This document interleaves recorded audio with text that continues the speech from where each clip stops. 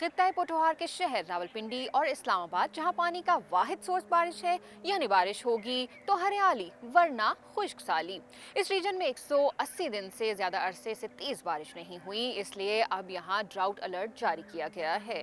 महकमा मौसमियात के मुताबिक पाकिस्तान में दिसंबर, जनवरी और फरवरी में 77% कम बारिशें हुई हैं, जबकि अगर सिर्फ पंजाब का डाटा देखें तो इन 3 महीनों में वहां 92% कम बारिश हुई है। इस्लामाबाद और रावलपिंडी में पानी की जरूरत पूरी करने वाले रावल डैम और सिमली डैम में वाटर लेवल गिरने से दोनों शहरों में पानी की किल्लत पैदा हो गई है।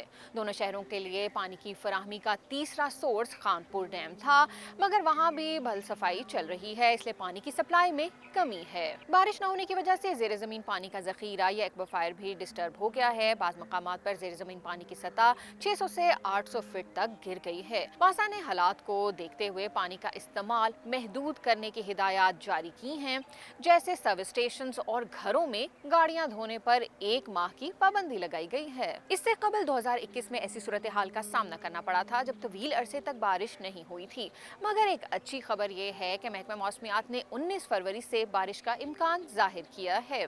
पानी की कमी में इस इमरजेंसी सिचुएशन को आप कैसे डील कर रहे हैं, नीचे कमेंट कीजिए।